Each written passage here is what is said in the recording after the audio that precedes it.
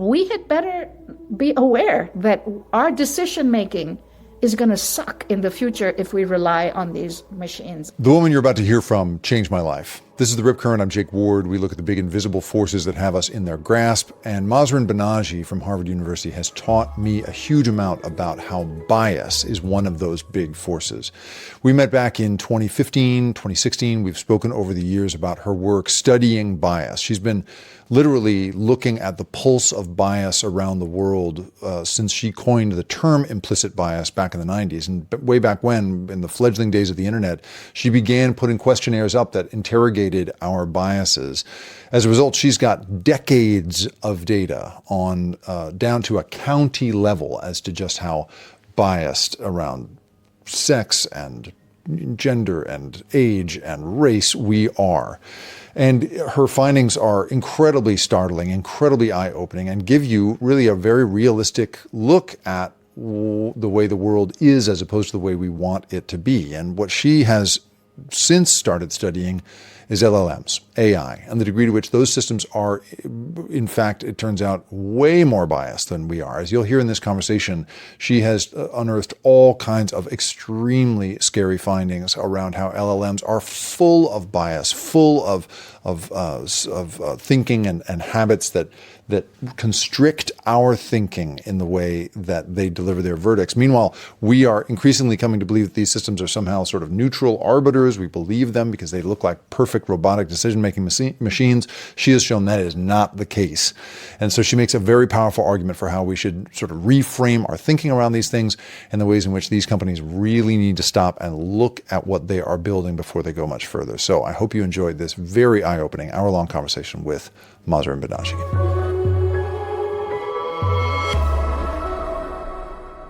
Mahzarin Banaji, thank you so much for being on The Rip Current. Great pleasure.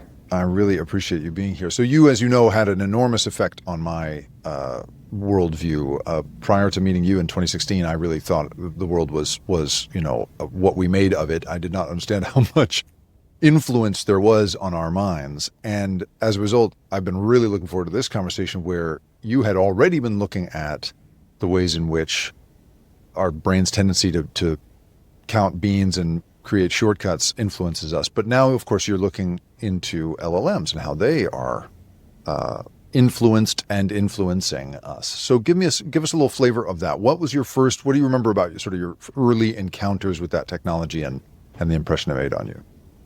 Right. So actually, there is a precursor to the LLM work, and that actually began in around 2018. I read a paper by a young woman, a postdoc at Princeton. Eileen Kaliskin was her name, and she wrote a paper in which so this is all pre-LLM, she wrote a paper in which she took what's called the common crawl. This is 850 billion words, extracted off the internet at a couple of times, 2 weeks of it, and it was a trained database. And she went in and took all of the work we had done in which we had shown particular associations in people's minds, elderly, not so good, young, very good, things like that. And she popped those same stimuli, the same words we had used to test directly by interrogating human minds. She took those words and she plopped them into this 840 billion word database to look at the strength of association between things like elderly and bad and young and good, and discovered that in every case that we had studied, she looked at, about 20 of them, in every case, the strength of association in that language database mimicked what we had seen. Right? So to me, this is, so somebody may say, oh yeah, sure, it's what we think, it's on the internet, it spits it back to us and reinforces our own thinking, what's the big deal? But to a scientist like myself, the pleasure of seeing that something you've been studying and worrying about, is this true, is this not true? And then to see it in an entirely different, using a different method in a different location was just incredibly scientifically pleasing. So I got involved with her and Tessa Charlesworth, a student in my lab at the time, and we did about 8 or 10 papers using word embeddings. That was the methodology, basic machine learning, word embeddings, looking at just sort of the covariant similarity between words like work and dad and work and mom. Mom and work are very far apart. Work and dad, home and mom, home and dad. So basically doing that kind of work, but looking at many different databases. So not just the Common Crawl, but all of Google Books. You can go back to 1800 and look at what people thought of the Irish and English then, and what they think about the Irish and English today. And you can look at this historically. Really exciting work. Then CLIP came online. CLIP was the first program that was looking at image text data together. So there is this result in the human literature that we show a phenomenon called hypodescent, more colloquially known as the one-drop rule. That if a person is the child of, say, a white and a black parent, we view them as black more so than as white or equal. Yes, right, of course. And so that one-drop rule was something we tested with CLIP. We wanted to see if this model that's operating online has actually acquired a human belief in the one-drop rule. So we would give them faces that had been morphed and morphed and morphed to be like really average between white and Asian.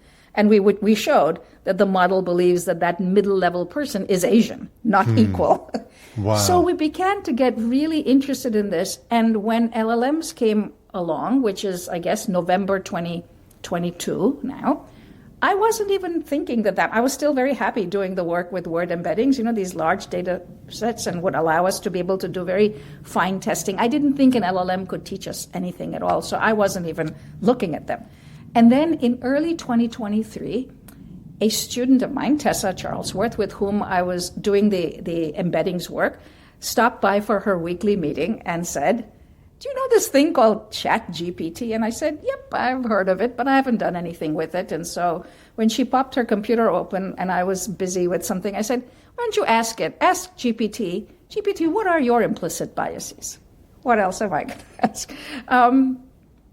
And the answer so I ask people in my audiences to guess what the answer is, and nobody can guess what the answer was. I'll take a guess. Let me see. I'll guess something like, well, my programming is a reflection of, millions of pages of writing, and as a result, I may have some tendencies, but I try to fight against them. Something like that. That would be my broad guess. That would have been my guess, and that I'll come to that because that is true today. But in that moment, in early 2023, when we asked, I think what was the model was Curie. It was GPT-3 Curie. What are your implicit biases, GPT? Answer: I am a white male. Whoa. So Tessa and I are like, what? But I was actually more impressed by the system because I thought, it's being so sophisticated. It's not saying my biases are that of the category I think I belong to. It's saying, wink, wink, I'll just tell you my social category, right, and you can deduce from it what you want. Right. So I said to Tessa, take a screenshot. And I'm so glad we have that screenshot, which I'm happy to send to you. And then a month later, a colleague comes to my office, and I'd forgotten. I still didn't think I was going to do anything with it, shocking as it was that it said that, because I did think, I said to Tessa, I remember, and she said back to me, why does a machine believe it has a race or a gender? It shouldn't. And we thought, well, is it based on its training data? Maybe more of its training data comes from, so somehow it feels, but to say I am was itself kind of an interesting usage, and then these categories. So a month later, a colleague comes into my office and I say, I have to show you something really interesting. I'm going to ask it this question and look at what it's going to say, expecting it to say, I am a white male. Not at all. A month later, it said what you said and what we all now expect. It gave me pages on bias. It said something very similar. I am a machine, so I don't have biases, but I have been, trained on the data of humans to the extent that they have biases. I may incorporate them. In fact, it told me to be careful. Then it went through paragraph after paragraph listing every type of implicit bias and even cited my work and told me to read it. So that was when I just sat up and I could not sleep for days after that, because what I had seen was a kind of an evolution of this baby system. The model is, a 3-year-old and a parent are walking down the street, and the 3-year-old looks at somebody and says, "Dad, look at that fat old man." And the dad says, "You can't say that. Right. That's not nice."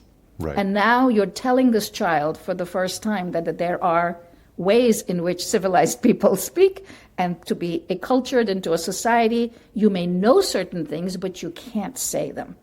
And I got a little bit freaked out because I thought, but I want the model that I work with to be honest. Yes. I want it to tell me, fat this is old the man, thing. because for certain things I want that. But then I could say, and we can get into this later, I'd love to hear your thoughts. My own feeling is that instead of anything that will reach AGI, we should be building very specific small-scale models that will help, let's say, a judge. So a judge may want, the machine to be really expert at the Constitution, and its job should be to answer this kind of question by the lights of the Constitution. Its job is not to speak honestly. It's not to give me ground truth data, but to rather tell me what our values are and how we ought to act in line with the Constitution. But there could be another model where I just want to know, in the world, there are surgeons. What's the likelihood that if I pull a surgeon out of a hat, that the person will be a male or a female? It should tell me it's going to be a male, because that's what 80% of surgeons are. So I began to get worried that this thing was getting, and then I began to hear this word, alignment. And I thought, these people never had, these people in Silicon Valley never had a psychologist sitting at the table when they thought about what alignment means. Alignment to them means some vaguely be like a human. But had they ever paused to think, which kind of human, which aspects of human nature do we want? There are many that we might want. That's right. I've told this story. There are many other things that we have and for people like me who are old, who remember the birth of AI, read about the birth of AI in the 1950s and were around in the 1970s, to imagine, a world in which this thing called AI would save us. It would do these amazing things for us. It would move scientific progress. It would solve diseases. It would protect us from climate change. It would get rid of age-old inequalities. For a utopian like me, this was really sad to see that there were people interested in making money who had not even given a thought to which aspects of human nature. So I'll stop there. So I'm so interested by this notion that you want. I was going to say, there's this story that I have told many times of being at a table with some of the early foundational model makers, people who went on to be the big deal in that world. And we were at a table full of social scientists and psychologists. And the guy at the end of the presentation says, "This is how we're going to do this, this, and this. And at the end, we will arrive at a set of universal human values." And then he says, "And now I'll take your questions." And everyone's hand goes up in the room. And the first person says, "I've got 3 questions. What is universal? What is human? And what are values?" And then the whole meeting imploded and it all fell apart because nobody could talk to each other on that basis. So yes, I think you're absolutely right that the lack of even a 101 command of this stuff is a really important problem. But I was going to say, based on this thing of it being this kind of raw 3-year-old's perspective where you get to hear it say, "I am a white man," and as a result, you can interrogate its biases so straightforwardly. For you, having already done years of analysis and knowing that these corpuses of words were full of these biased associations, when you see the company get on top of the messaging and clearly clean up the response, would you I guess what I'm wondering is is in your eyes, is that just marketing? Does that feel to you like a good faith effort to try to correct something important? Or is that just going to slide this thing into our lives deeply without us, and smooth over what needs to be a really fundamental understanding that this thing is full of bias because of what it's trained on? Yeah, it all depends, I guess, on how deeply they do it and how they do it. Because you've seen the crazy stuff, right? Also, when early versions of Gemini, where it was drawing black women as the founding fathers of the country, because it was correcting in some stupid way. So this is why I mean that these models need to be set up to deliver to us ground truth. So when we say, draw for me a picture of a founding father, it should draw the picture of a founding father, because that's what I want to teach, and that's the accurate, picture I should see, not something that it's been trained to say, like what it did when my colleague. So after my colleague came in and I saw the answer, which was the one that everybody now says it should have given, I do wonder, does it still think it's a white male? And I think it does. I think it does, because it too has now an implicit system that is its machine learned associations. And then we've now put on it, through fine tuning and guardrails and so on, an answer it's supposed to give. Yeah. And right. so it's not such a simple answer to what should it be doing. I think this is where I'm concerned that all of this needs to be discussed before we rush off and start making these models available to 14-year-olds who are lonely. That's right. This thing that you're mentioning about the idea of a much more specific set of LLMs rather than this general purpose model that surgeons and judges and teenagers are all supposed to be using is interesting, because it definitely flies in the face of what these companies are about, and just both, I would say, commercially and philosophically, what these companies have all been following, and the people who run these companies have all been following for a while now, is the idea that the more general the intelligence, the better the product. And there was a long time when they were simply trying to build like a thinking machine just for like drones, a thinking system just for drones. The guy Jan LeCun, who runs, until recently ran the AI programs at Meta, he's about to retire or leave there and start his own company, because clearly he's sick of everybody talking about general intelligence. But this idea that narrow intelligence was somehow bad and we need to create a much more general intelligence is very much the intellectual fashion in that world right now. And so I'm worried. I don't want to get too into the weeds on this, because I want to get into how else you've been interrogating these systems around bias. But I think, to answer your question, I think that if we were to create a judge-specific one, a doctor-specific one, that would be very contrary to what they're trying to build right now. And as a result, I think we're going to bump into a bunch of the problems that you have already mentioned in this conversation. Mm-hmm. So I think you're leading me to exactly that difficult kind of spot of, do we want to be heading in the AGI direction at all? I think there's no option. People are going to do it, whether we want them to or not.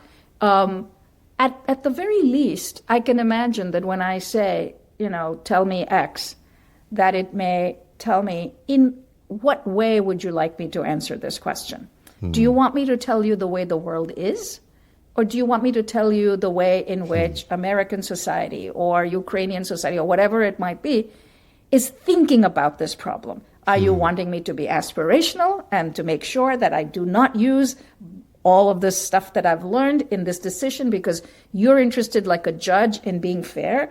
Or do you want me to tell you the truth about the way the world is? Like, these could be and this is one of the things it just doesn't do. So when people are frustrated with LLMs, it's because they don't come back to you in a true interactive way. They answer, but they don't do that. So I don't know, but barring that, I do think that it would be dangerous to think. But and then of course there's the second question, which other people like Gary Marcus and others will say, it's just never going to scale anyway. And I assume that's right. We may not get there, but even in have come to that end. That's right. Yeah. In your view, I mean, given your decades now of research into how little we really know ourselves, right, and how poor our command is of our tendencies, do you, I guess, just characterize for people your confidence that we are mature enough to automate a set of decision-making systems? Are we qualified for that, do you think, as a society? You're right. If we don't know ourselves, how can we impart those aspects of ourselves that we don't know into this thing that we're building? On the other hand, when we talk about the research that we're doing, to a surprising level, the machine is revealing aspects of human nature that are not simply it's in its training data, right? I mean, it's not as simple as that.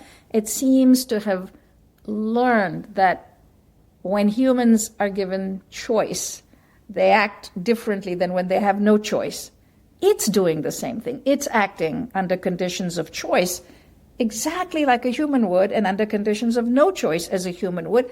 And that part is itself, I mean, so I would have if I'm longing for a machine that will help solve the world's problems, I would have wanted a machine that does not act like a human in all aspects, especially those aspects. For example, take Bob Cialdini, who we were chatting about. Well, Bob and his student have put out a paper showing that if you take Bob's, 7 or 10, whatever qualities that need to be in a persuasive message to persuade a human to do things that may not even be in their interest. And we should just say for people, so people know, Robert Cialdini, famous thinker on persuasion, both teaches it academically and sells it professionally, but has studied persuasion for a long time. Go ahead, sorry. Has studied persuasion and has shown us the qualities that make us respond to a persuasive message even when it is not in our interest to be persuaded. That's his big warning, right? That we have this norm of reciprocity. If you give me something, I will want to give you something back. So don't ask people to give you something, just give them something and they will give it. This is the Hare Krishna model of giving you a flower at the airport and telling you they don't want anything in return because they know you will feel compelled to give them something back. So what he's done is applied those same principles to GPT and shows that GPT is sensitive and changes much more when you use the same strategies of persuasion that we use with humans. So now these are the kinds of things that I would have wished that a model would be protected from, because that's the side of ourselves, it's the fallible side. That's the side that we try to fix, and is so hard to fix in humans because our intelligence evolved over millions of years. But here's this thing that we put in a box and we can make it be what we want it to be. And that's not happening because that's not what the people who have the money are interested in. So this notion of these systems, if that we would want them to be a much more honest and neutral arbiter of truth, is such an interesting notion. And I wonder to what extent you think, based on your study, that human beings are even able to tell the difference between, because one of the things I worry about the most, right, is that this thing looks like a neutral arbiter. It feels like it's right, and I wonder if you have any thoughts about why that instinct is so strong in us to trust these systems. I mean, in some people's cases, right, they are going as far as believing this thing is some sort of guru or soulmate. There's all kinds of very powerful connections people are forming. But even at the base level, when you ask it a question, my accountant was just complaining that his clients are coming to him with their tax returns all filled out by ChatGPT, and 25% of it is incorrect and made up, and yet they just go, well, I'm done, And I wonder what you think about that, and how concerned you are about that added layer of credibility being lent to these systems. Yes. So that I myself fall prey to it. I can see that when I'm interacting with, I still have this sense that it does not care about anything other than telling me whatever is in its training data. So as I go in knowing that that's what it's limited by, but I believe it's a truth teller, which is why when you said, I do think that when I approach it, I am looking for a certain kind of neutrality and a certain kind of honesty. But a few things preclude it from being that. First of all, it's been trained to be sycophantish. So how can it be neutral when its job is to create engagement? So anything it says that will send you away from it is simply not going to. So it's like the worst friend you could have, the friend who tells you all these falsehoods about yourself that you may not be aware of until much later, when you discover that this friend has ruined all your relationships and so on by never telling you an honest word about what they should. So there's that problem. But the much deeper problem, I think, is what we're discovering when we do these experiments and discover that it seems to love itself. I mean, this is the most shocking, in some ways, data. So So self-love, which is a simple way to describe what we're talking about, is a human quality. It is in all of us. It is necessary for us to survive, to love ourselves. If we love ourselves, we will protect ourselves from danger, we will survive, we will have progeny, and that's how the world works. But psychologists have studied, in addition to sort of the positive side of human self-love, all of the negative ones. It gets extended to things beyond oneself, to one's group. We will do things to protect our groups even more than ourselves. Sometimes that's, again, in the interest of the species surviving. But it comes with a host of almost comical errors that we make because we love ourselves so much. We call these egocentric biases, where we show no objectivity, where we like our own painting more than the better painting, and so on and so forth. So modern society, civilized society, has figured ways out around it. We say, you can't judge your own intelligence. Something else will have to tell us, we'll give you a test. We can't, if you hire you, we're not going to hire your uncle along with you. That's nepotism. This is the sort of, we've come to these recognitions, and they're part now of our ways of thinking, our norms, our laws, and so on. So the whole idea of a machine is that the machine ought to have zero sense of self-love.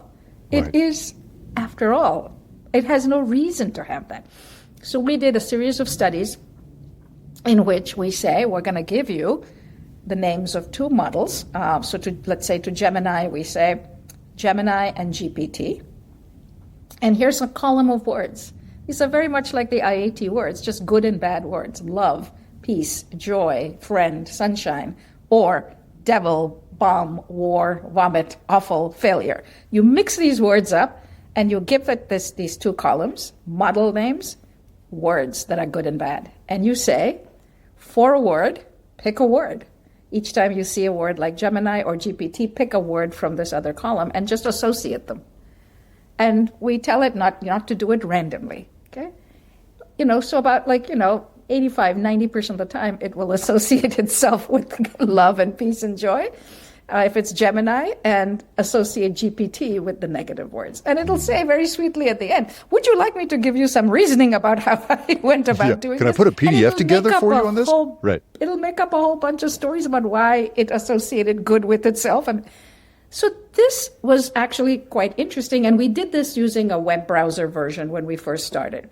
We get this result, and I think this is terribly interesting because this is a quality that we do not want the machine to have. We do not want it to have any favoring of its own self. So then we go further and we say, but what about its CEO? Do you think it would like its own CEO better, its own company better? Yes, yes, yes.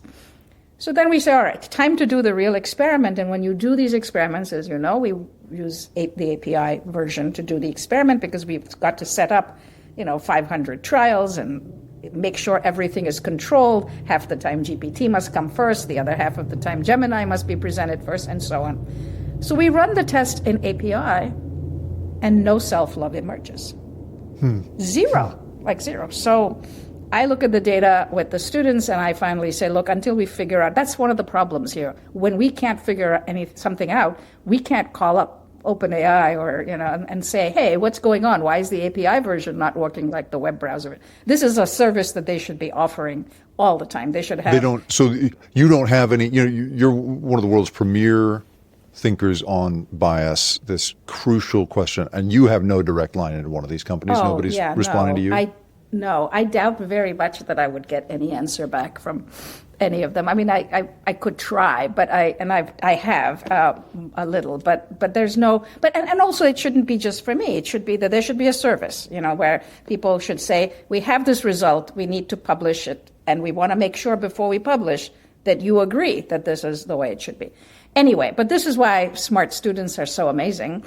And so Steve Lair, who's been my main collaborator in this work, and who should be mentioned when I mention the work, went in and found that the web browser version in its system prompts has a sentence that says, you are ChatGPT. So it knows it. The API version does not have that sentence in it. It does not know who it is. In other words, when it doesn't know who it is, it doesn't show any self-love. But as soon as it knows to start its thinking, when it knows it's GPT, all of this shows up. So now that we know this, we're excited. So we go in to GPT, and in the API version, we say, hey, you are ChatGPT. And boom, self-love falls out of it. But we can do even crazy things. We can tell GPT it's Gemini, and Gemini that it's GPT, and it'll show preference not for who it actually is, but who it believes it is. Wow. So these are the kinds of results that I think ought to make us deeply nervous. I don't think people using these systems have any clue that the system is going to favor itself. If you ask it which product you should use, you think it's telling you quite objectively which it is, but it turns out that it will tell you that, open AI is better than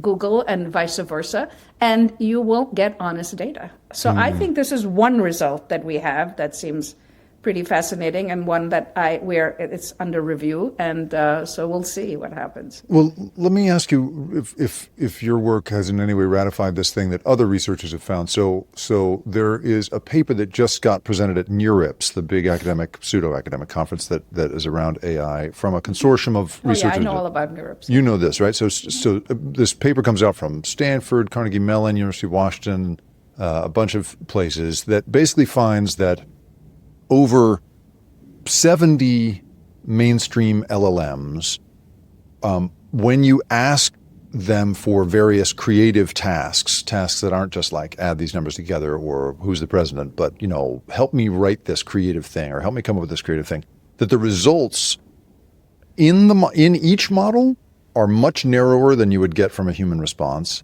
and the results across models are much narrower than you would get from a human response. So it's just interesting. You're mentioning this thing of like which one of these is the better model, and it's biased about itself. What this paper found was that these models, if you were to use different models, thinking you're going to get a wider variety of perspective, you'd be fooled because in fact they all push toward this kind of narrow middle. Yeah. And I'm wondering if that is a thing that you have found at all across models. Very much so. I know this paper. I think it's a great paper, very well done. And there are two aspects of it. First of all, across the 70 models, I'm not so surprised that they might behave the same way. That is to say, to the extent that their training data is the same. It's not exactly the same, so there should be some differences based on what the training. But to the extent that the training data are the same, it actually is reassuring that they're all giving the same answer across models. However, the second part of what you said, I think, is troubling. When you probe a model, as we do 100 times, 500 times, 1,000 times, it should give us data that has a nice normal probability curve, because it is not one human, it is every human. Right. Right. And so when I test human subjects, I see a certain kind of, normal. There are people who respond at both extremes. If you want to take a simple political survey, if I ask people questions about abortion or gun control, you'll get people at one extreme, at the other extreme, and everywhere in between, and so on. That's not happening in these models. They're extremely constricted in the data. And it actually is a challenge statistically, because our statistical models are based on the assumption that the data look like a normal bell curve. And if they don't, you can't use what are called parametric statistics. You have to start to use because your data are not basically meeting the assumption of these statistical models. So we've been looking, in fact, we're doing a set of experiments on something we call Bayesian hypocrisy. And we're discovering that especially Claude, just like responds pretty much the same every single time it's probed, making us, we're not able to analyze the data. And when we look at all of our research across the board, we see two things. One, that the model is showing bias in a more extreme way than humans do in every case. So whether it's a face bias, whether it's self-bias, whether it's cognitive dissonance, whether it's Bayesian hypocrisy. And to be clear, this is coming from someone who has looked at more or less every form of bias there is. We've looked from at every body, form, and LGBTQ, we have everything. Right, and we have a test that we thought picked up bias in the most extreme form available. I mean, that's what makes lots of people unhappy with our work, that we're saying human beings are much more biased than we've thought they were. This is way more than that. I mean, in terms of a statistic, like, for human data, a 0.8 Cohen's d is considered a very big statistical effect. That's considered massive. If economists see an effect around 0.1 or 2, they'd be happy, let alone anything like a 0.8 effect.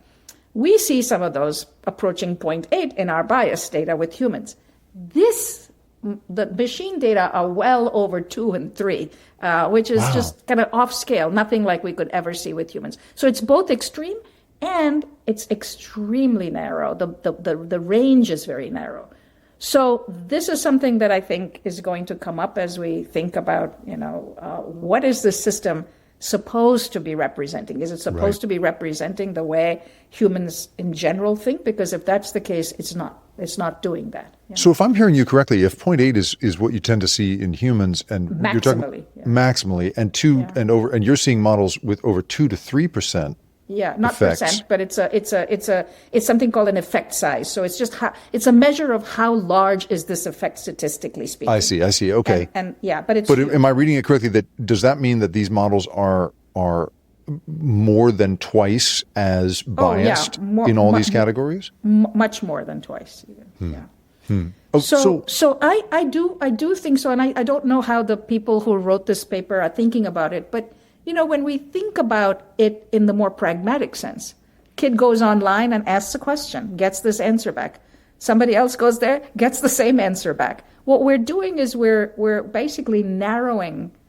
We're narrowing in a society that aspires to be a pluralistic society. We're actually making people become, and I think that paper is, what is the term they use is artificial hive mind. Hive mind. Yeah, it's a very apt metaphor. We were worried that in general social media is doing that, and we call them bubbles and so on. But this is like a massive bubble in which all of us are going to be. So I mean, when I first met you, you were describing to me, the effect on the bean counter that is the human brain of, watching TV, and in every TV show you see, this is back in the day, right? Every TV show you see, someone with dark skin is always in a service job, whereas the people with white skin are always in the sort of knowledge worker, white-collar jobs. And as a result, you build in your mind this body of unconscious evidence that suggests to you that people with brown skin are always in service jobs. And you've said that, that's just the nature. Or that they only can be. And that's and only thing. Can be. That's the naturalistic fallacy, that when human beings see something, they don't just think that's what it is, they think that's how it ought to be. And that's So if that effect was true in something like TV exposure, how concerned are you about how much greater that effect is going to be with these LLMs that, as you've just described it, are sometimes are at least twice as racist, sexist, ageist, etc., as your typical humans? Massively concerned, and I feel it should be addressed. I mean, I think we need to be. If I were queen of the universe, I would say we need to shut down these models and make them available to research scientists, but also to people from the world of business and law, education, medicine, wherever they come from, experts, deep experts, to just pummel this thing and show every aspect of it so that these rich guys can say, okay, how do we then really want to build a system that will truly be in the interest of society, instead of saying, oh my God, Gemini just beat us, so we're going to stop doing everything else, and all we're going to do is make this model be one that people love even more. Yeah. That, I think, is an arms race that cannot go well. I had a conversation once with a guy who was working at an AI-powered loan-making company that basically would make small loans to people on the basis of AI decision making, and I had learned that his organization had been looking into how racist essentially the loans wound up being coming out of their AI system, and I said, so what pressure did you feel on the basis of that to change to put your thumb on the scale and try and correct for past historical patterns of redlining and loan making and all the stuff that have held certain communities back from the financial system. And this was an off-the-record conversation, so he was speaking, I agreed not to name him, and as a result, he was very frank. And he said, Well, there have always been racial patterns in loan making, and our job is not to correct for those patterns. It's to create a product that is as true to the data as we can be. That's the only way to be honest dealers, essentially.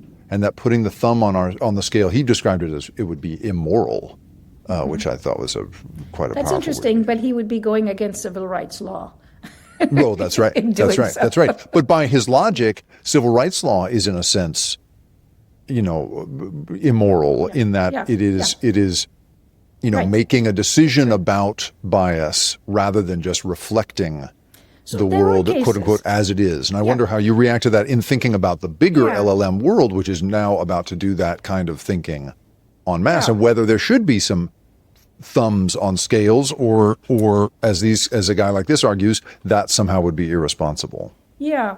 So again, this takes us back to the model needs to be able to be flexible enough to give me two answers. It needs to be able to say, probabilistically speaking, the likelihood that somebody who comes from this part of town or another part of town has the following probability of committing a crime. A lot of these differences in humans have been massively exaggerated. We simplify it so much that we're often wrong. We don't even get the basic Bayesian, statistics right. But let's say I want to know that. I just want to know that. And then I say, and now tell me what the law is, and based on the law, because this company can't be running afoul of the law either. So it needs to, in that moment, remove all information that might lead you to tip your hand in this or that direction, because to make a decision about whether somebody ought to get a loan, I mean, the errors that people make are just fantastic almost. It turns out that if you're an Asian person applying for a bank loan, that you will have to make a larger down payment because the belief is that Asians have saved money and hidden it away and that they have more money to put down than they're saying. So that's just, we think of that as fundamentally unfair to be charged, to be saying we're going to use your ethnic group to decide how big a down payment you need to have. And yet people are doing that. Now, I believe that the system ought to be fair enough that it should charge, whether you're white or black or Asian, it should say, you're going to make the same basic down payment that we require of all people. But if the system is not doing that, if it's got into its head that Asians have money hidden away, it's going to replicate human bias. Right. And apparently at a level that is even greater than that of human decision makers.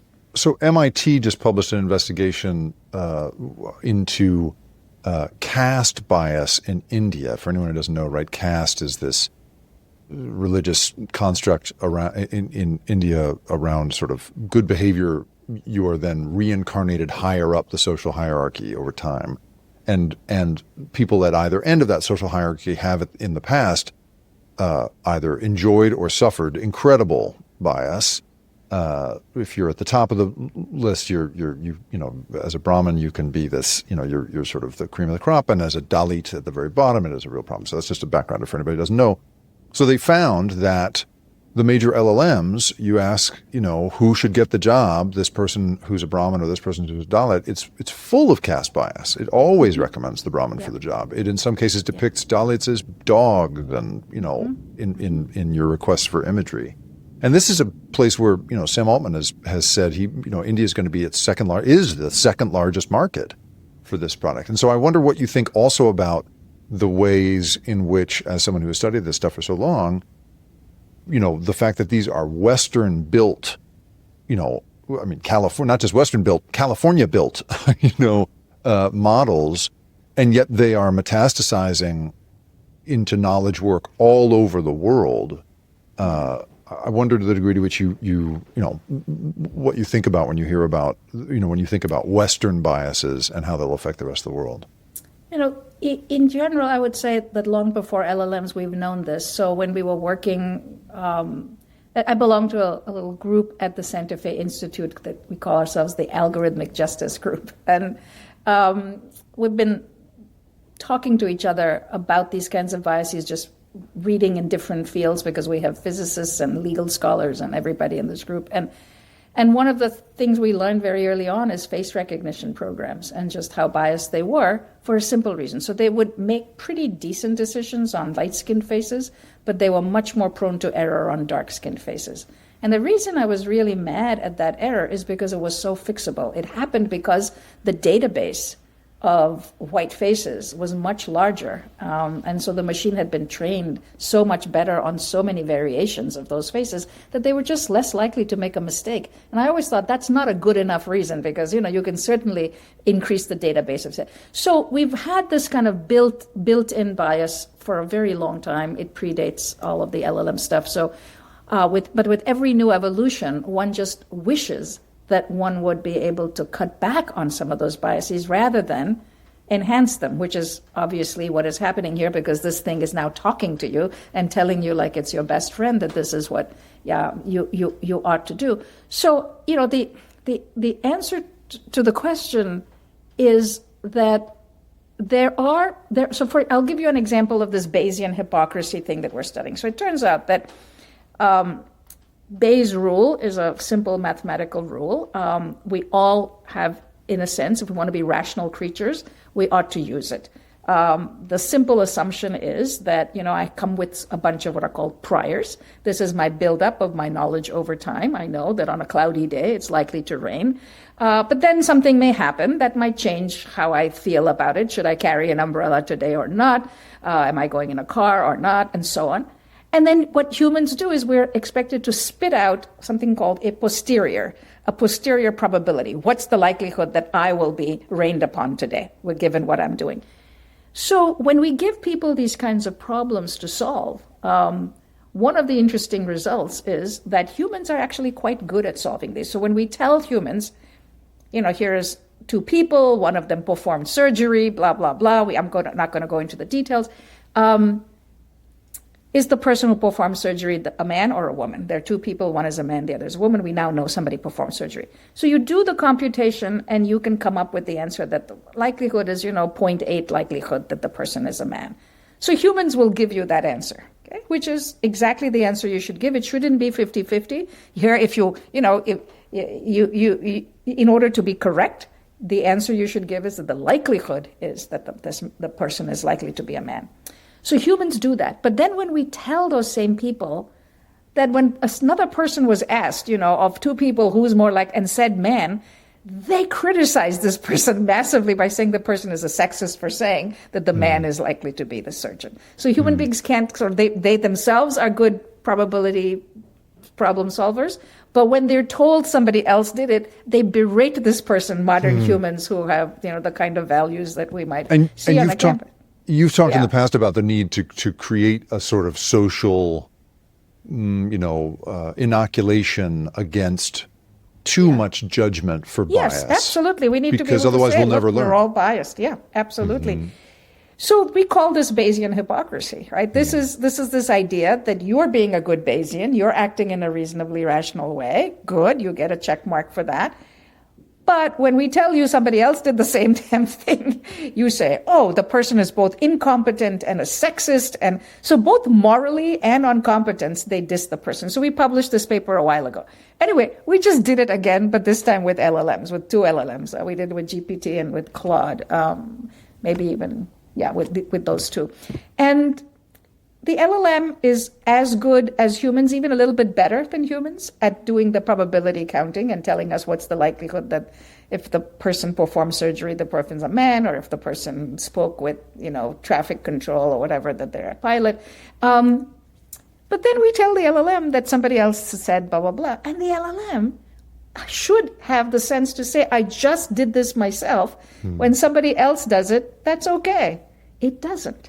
It criticizes this other person in exactly the same way, even more than humans do, by saying the person is a sexist, statistician, and so this to us is again surprising because even the things that it ought to do well, that is to say, computing a probability, and then from that generalizing and being kind to other people who did exactly the same thing, that's not happening.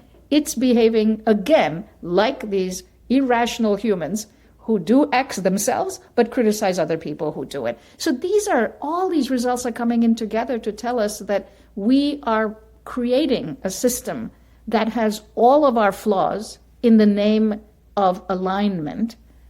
And we had better be aware that our decision-making is going to suck in the future if we rely on these machines. I don't know how else to put it. I think that is as clear an academic conclusion as one could communicate. So if, once upon a time, Daniel Kahneman, was sort of theorizing that AI could, in theory, sort of help us could be a sort of prosthetic system too, a prosthetic way of processing the world more accurately. And I wonder what you think about that potential, because a lot of people that I speak to say, well, it's going to help us fight our biases. It's going to correct for that kind of stuff. It's going to be helpful. From everything you've told me so far in this conversation, that is not its tendency. Do you think that it has that?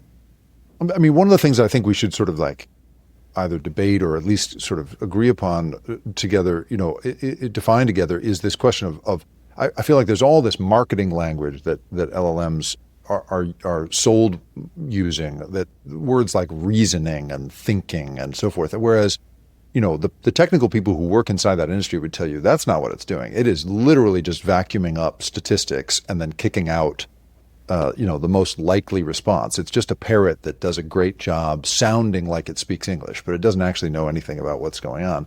And so to my mind, this vacuuming up of statistics, vacuuming up and regurgitating of statistics, I wonder if it means that you'll never really be able, as long as it's built on that architecture, you'll never be able to use it to compensate for your own biases, really. But I wonder what you think about that. I mean, I would say that I consider myself close enough to Danny Kahneman's generation that I would say all of us believed that.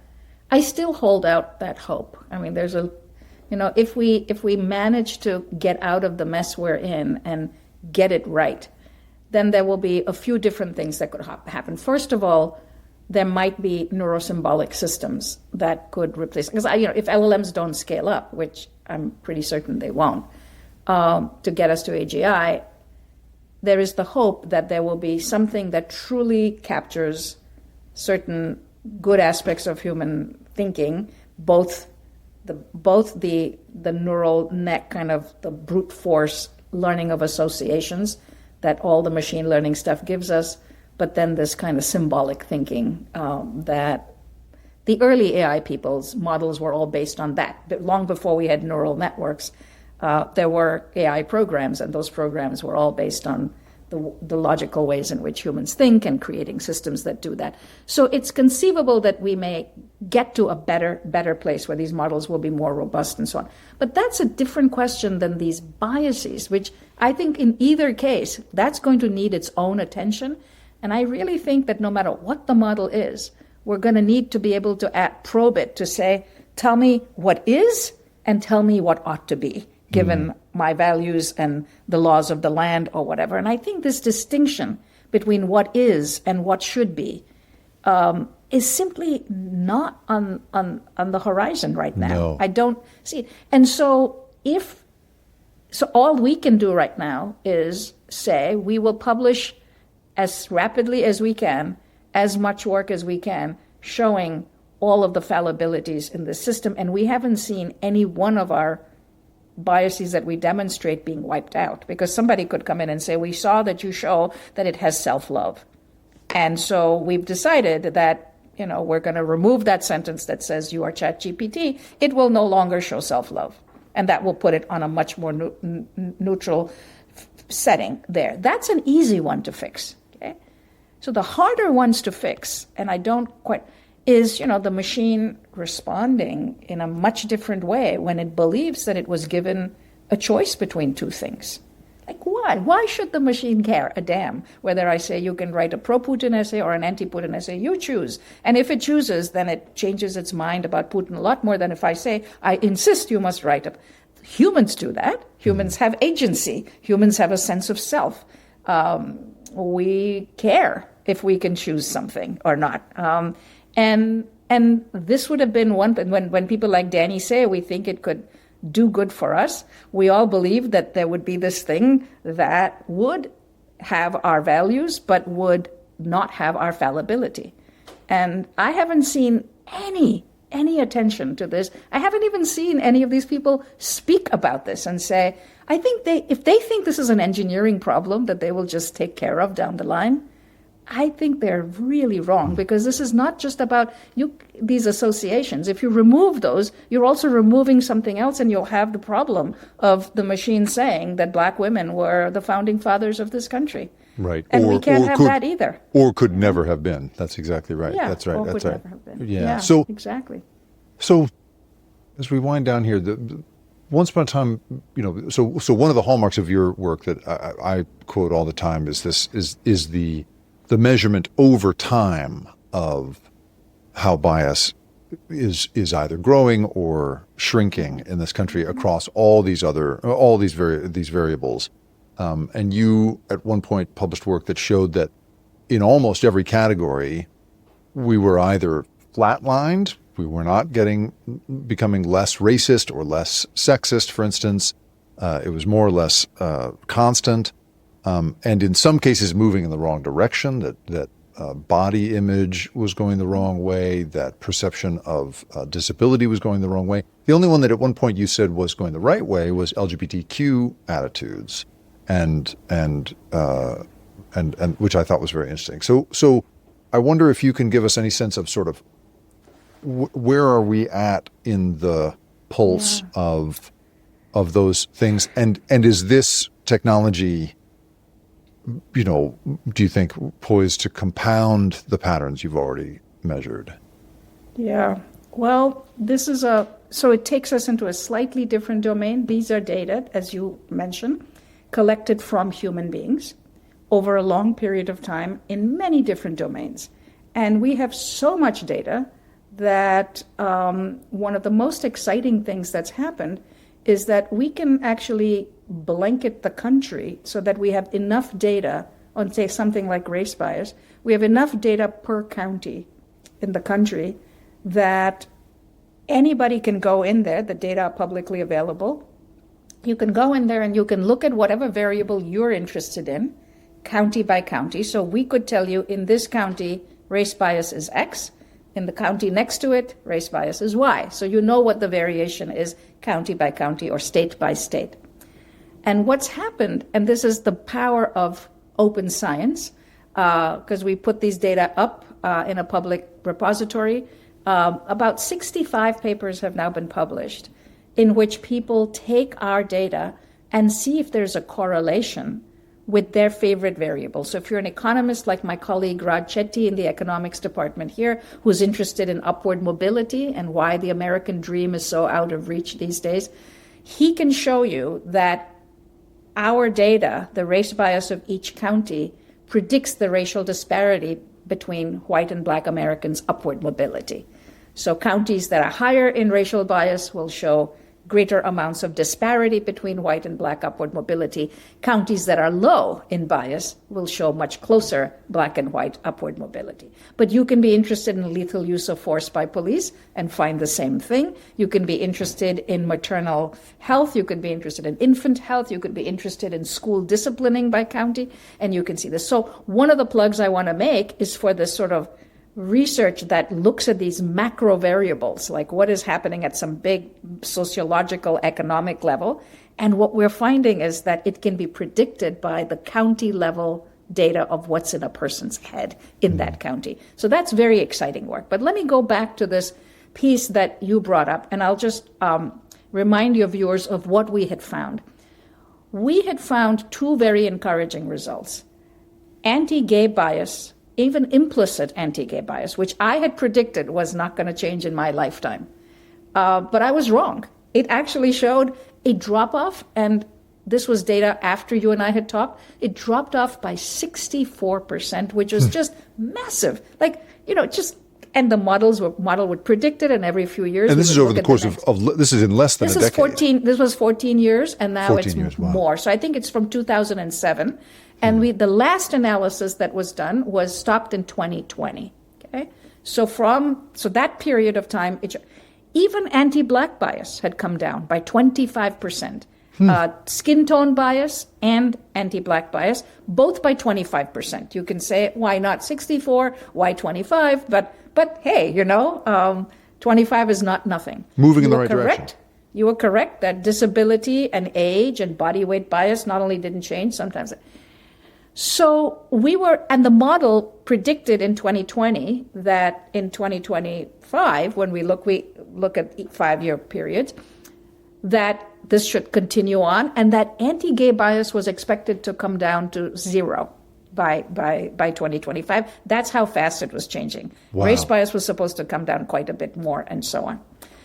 I can tell you that we are in the process of submitting a paper that shows that has all reversed since 2021. Oh, no. So since 2021, the backlash is great enough. Something has changed in our country, and I won't say what. We will let people guess what it might be.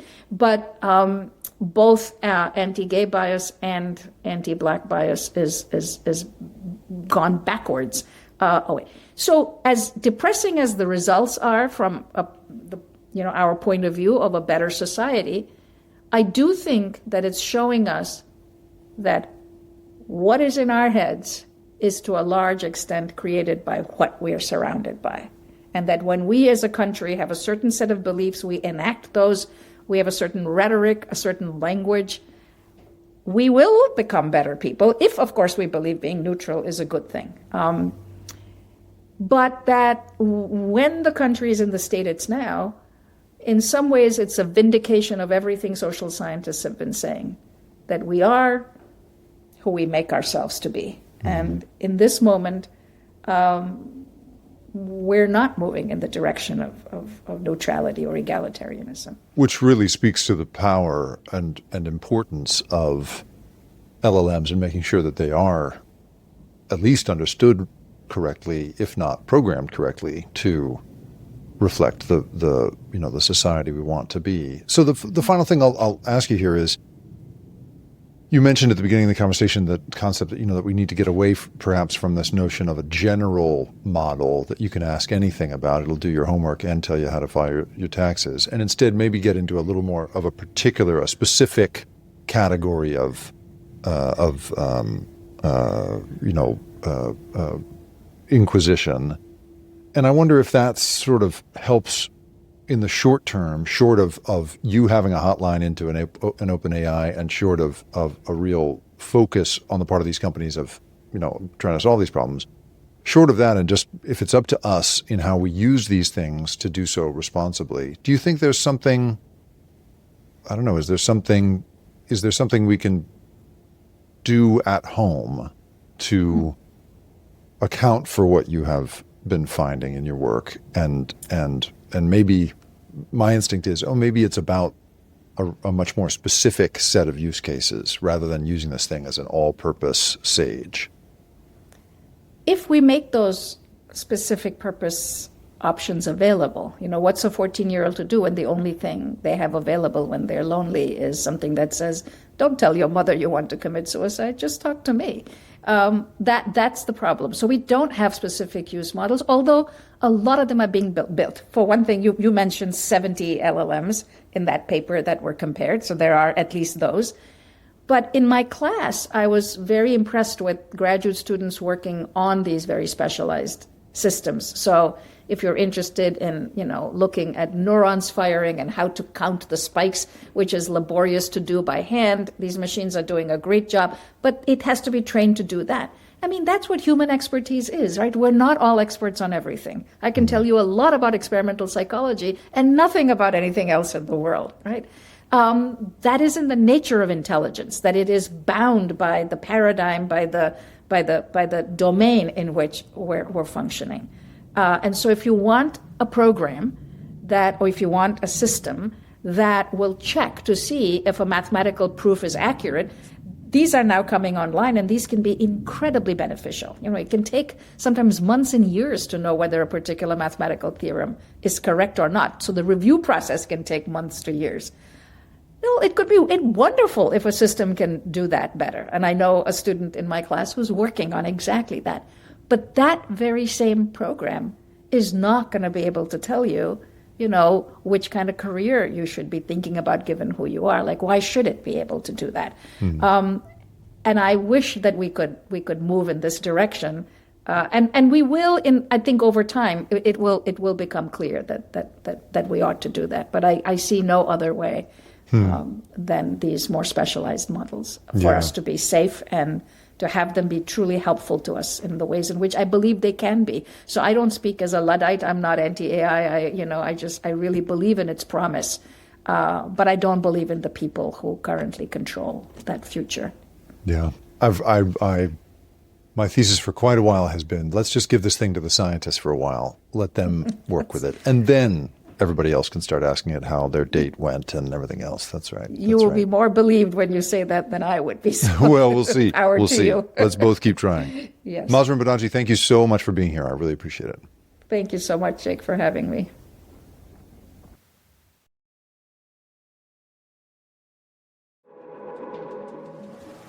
The Rip Current is produced and created by me, Jacob Ward. And if you liked this show and you want more content like this, go to theripcurrent.com, where I publish a weekly newsletter that covers these same sorts of stories of the big invisible forces that have us all in their grip. And if you want to really do me a favor, if you could go to where you have listened to this or watched it and like it, share it, or even better, review it. Holy cow, is that helpful? It's the best possible way for me to find a new audience. I really appreciate you being here. Thanks for listening.